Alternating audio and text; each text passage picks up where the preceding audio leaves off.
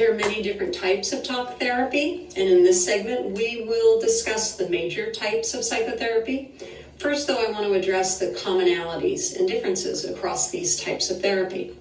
First of all, what's really important in talk therapy, also known as psychotherapy, is a relationship between the client and the therapist. Basically, if you're looking for a therapist, you want to make sure that you find someone who you feel like really listens to you and understands you. That relationship is very important in any theoretical approach. All psychotherapies have generally common goals. They try to reduce the symptoms of mental illness and improve their clients' quality of life. Now, exactly how they do that is part of the differences. So, one difference is who therapy is given to. Sometimes therapy is given to an individual, sometimes it's a couple, sometimes it's a family or group therapy. So that's one way of differentiating therapies. The other way is a theoretical approach. Some therapies are based on the assumption that once you understand, you gain insight into why you behave the way you do, why you react to things the way that you do, that insight will help you to understand yourself and your situation better, have more compassion for yourself, learn strategies to help you live a happier, more fulfilling life. Some therapies focus on changing your emotional reactions. Some therapies focus on changing how you think about yourself and your world and your situation. And other therapies focus just on changing your behavior, and they don't try to change your thoughts or your emotions. Those groups think that once you change your behavior, then changes in thoughts and emotions will come along naturally after the fact. Okay, let's start with Freud, because all psychotherapy starts with Freud. It was the first type of talk therapy, and Freud's big assumption was that therapy be used to help people understand memories of traumatic events that they may have repressed, things that they might be fixated on, issues that they may not have resolved in their childhood, conflicts from their childhood that may be still hampering them today.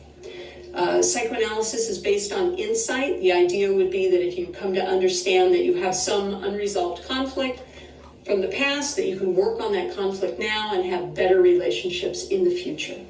And as you may remember, the tools that are used in psychoanalysis are many. Some of the big ones are free association. So instead of asking you what you think about your mother, a psychoanalyst might say, if I say the word mother, what's the first idea that comes into your mind? Remember, they're trying to work through the unconscious.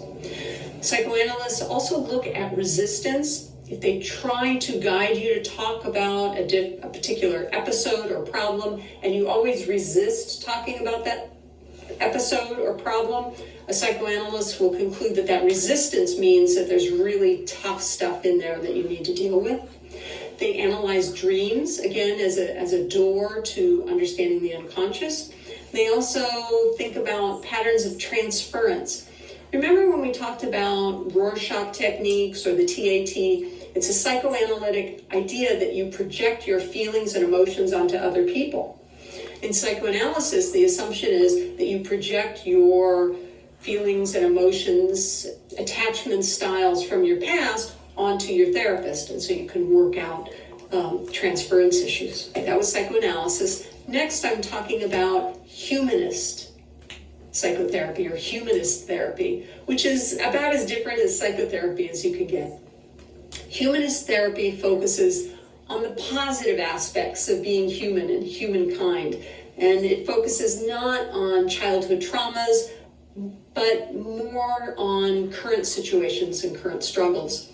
The assumption in humanist psychology is that we all have this need, this deep need to be accepted for who we are unconditionally. And so humanist therapists try really hard to get people to understand that they are valuable and that the therapist accepts the client for who they are. And that acceptance needs to be genuine and based on empathy. The goal of humanist psychology is to help people reach their fullest potential. the best version of themselves. Humanist therapy is not directed so much by the therapist. The therapist lets the person decide what the path is going to be through therapy. What the therapist does is empathize and very actively listen to understand what the person is dealing with.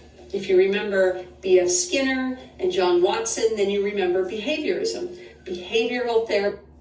Ooh.